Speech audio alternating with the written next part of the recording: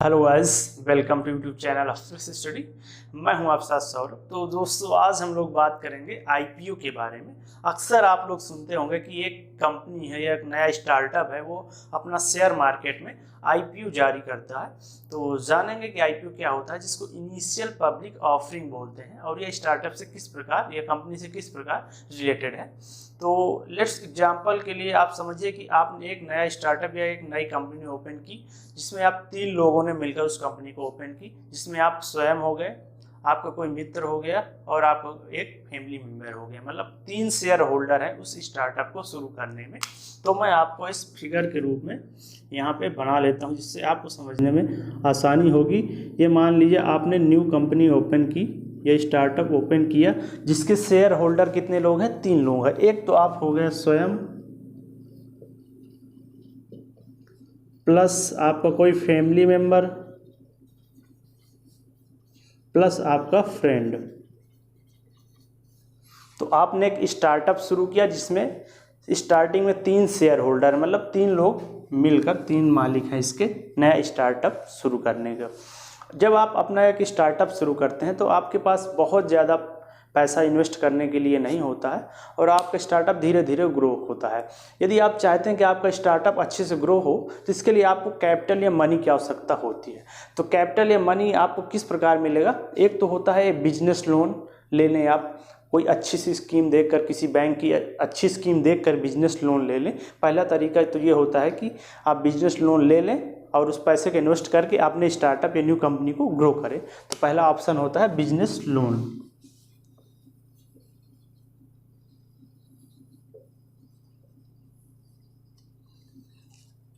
यदि आप business loan लेना नहीं चाहते तो सेकेंड ऑप्शन आपके पास होता है, आप अपने कंपनी का आईपीओ जारी करा सकते हैं। आईपीओ क्या होता है कि जब कोई कंपनी को कैपिटल की आवश्यकता होती है, मनी की आवश्यकता होती है, तो वह शेयर मार्केट में अपनी कंपनी को लिस्ट करवाता है। जब कंपनी को शेयर मार्केट में आप लिस्ट करवा देंगे तो आपकी कंपनी के जो शेयर हैं वो आम जनता के लिए ओपन हो जाते हैं, मतलब आम जनता उनको खरीद सकती है। तो शेयर किसी स्टार्टअप का या न्यू स्टार्टअप का या न्यू कंपनी का शेयर मार्केट में लिस्ट कराना ही आईपीओ कहलाता है। तो सेकंड ऑप्शन होता है आईपीओ। आप अपनी कंपनी का आईपीओ जारी करके शेयर मार्केट में अपने शेयर ओपन कर सकते हैं, जिससे दूसरे लोग भी आपके कंपनी के शेयर खरीद सकते हैं और वो भी आपकी कंपनी के मालिक हो जाते हैं। तो आईपीओ क्या है कि शेयर मार्केट में आपकी कंपनी लिस्टेड हो जाती है।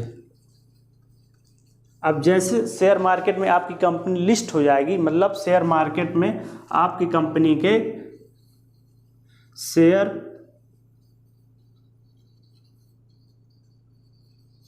आपकी कंपनी के जो शेयर है वो आम आदमी के लिए ओपन हो जाते हैं।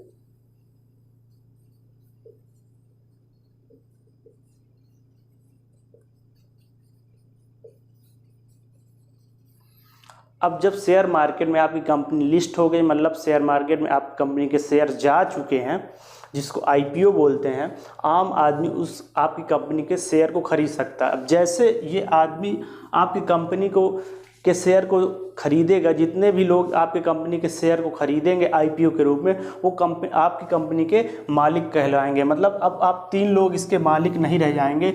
जैसे आपने अपनी कंपनी का आईपीओ जारी कर दिया, जैसे ही आईपीओ जारी करेंगे तो ये जो पर्सन है, ये लोग आपके कंपनी के शेयर को खरीदेंगे, तो ये लोग भी आपकी कंपनी के मालिक हो जाएंगे।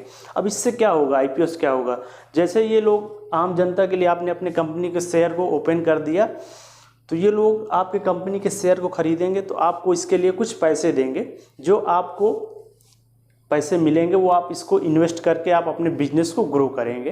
तो ये होता है आईपीओ टेक्नोलॉजी, जिसके थ्रू आप अपने बिजनेस को ग्रो कर सकते हैं। तो आई होप आप लोग को समझ में आ गया होगा कि आईपीओ क्या होता है, तो ये किस तरह से वर्क करता है। अब जानते हैं कि एक नया स्टार्टअप या कंपनी है वो शेयर मार्केट में अपना आईपीओ कैसे ला सकती है। तो उसके लिए आपको एक इंस्टीट्यूशन होता है सेबी जिसको बोलते हैं, जो शेयर मार्केट के रूल्स एंड रेगुलेशन को फॉलो करवाता है। उसके रूल्स एंड रेगुलेशन को फॉलो करना पड़ेगा, तभी एक कंपनी, एक नया स्टार्टअप अपना शेयर मार्केट में आईपीओ ला सकती है। तो इसके लिए कंपनी को क्या करना पड़ेगा, एक मर्चेंट बैंकर होता है जो सेबी में रजिस्टर्ड होता है। सेबी एक इंस्टीट्यूशन होता है, एक ऐसा इंस्टीट्यूट है ये जो शेयर मार्केट के रूल्स एंड रेगुलेशन को फॉलो करवाता है। तो जब कोई कंपनी आईपीओ लाना चाहती है तो उसको एक मर्चेंट बैंकर नियुक्त करना पड़ता है, मर्चेंट बैंकर नियुक्त करना पड़ता है। ये जो कंपनी है इसको एक मर्चेंट बैंकर अपॉइंट करना पड़ता है। अब यह मर्चेंट बैंकर सेबी से रजिस्टर्ड होता है। यह बताएगा कंपनी को रूल्स एंड रेगुलेशन, कंपनी इसके रूल्स एंड रेगुलेशन को समझेगी।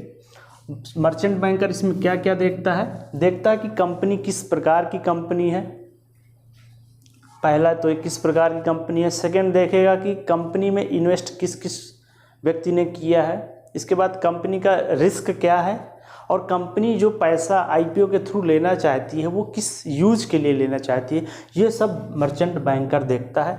इसके बाद इसका ये डेटा सेबी को पहुंचाता है। सेबी इसके डेटा को एनालाइज करता है। अगर सेबी को लगता है कि ये जो शेयर मार्केट के रूल्स एंड रेगुलेशन है इसको फॉलो कर रही है कंपनी, तो इसको हरी झंडी दे देता है। इसके बाद कंपनी अपना शेयर मार्केट में आईपीओ जारी कर सकती है। तो ये हो गया कि कंपनी किस प्रकार से शेयर मार्केट में अपना आईपीओ जारी कर पाती है। तो उसके लिए सेबी के रूल्स एंड रेगुलेशन को फॉलो करना पड़ता है। अब समझते हैं कि जब कोई कंपनी आईपीओ जारी करती है तो हम लोग उसमें इन्वेस्ट कैसे कर सकते हैं। तो आईपीओ जब कोई कंपनी जारी करती है उसके रूल्स ये होते हैं कि कोई भी कंपनी अपने आईपीओ 3 दिन के लिए ओपन करती है। तो जो कोई कंपनी होती है वो अपने आईपीओ को 3 दिनों के लिए ओपन करती है। 3 दिनों में आप इसके आईपीओ के शेयर ओपन होते हैं, इनको आप खरीद सकते हैं। तो इनको खरीदने के लिए जब कोई व्यक्ति खरीदना चाहता है तो शेयर मार्केट में आपने देखा होगा कि एक डीमैट अकाउंट होता है। आपको डीमैट अकाउंट ओपन करना पड़ेगा, तभी आप शेयर मार्केट में शेयर खरीद और बेच सकते हैं। तो आपको एक डीमैट अकाउंट ओपन कराना पड़ेगा।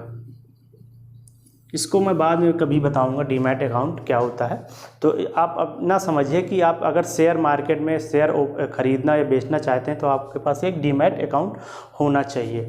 तो जब कोई कंपनी अपना आईपीओ जारी कर देती है तो आईपीओ के थ्रू अपना शेयर 3 दिनों के लिए ओपन कर सकती है। तो आपके पास एक डीमैट अकाउंट होना चाहिए। आप डीमैट अकाउंट है तो आप जाके उस कंपनी के आईपीओ शेयर खरीद सकते हैं। इसके बाद उसको कभी भी बेच सकते हैं। तो किसी भी कंपनी के आईपीओ के शेयर खरीदने के लिए आपके पास एक डीमैट अकाउंट होना बहुत ज़्यादा ज़रूरी है। इसके बिना आप शेयर मार्केट में शेयर खरीद या बेच नहीं सकते।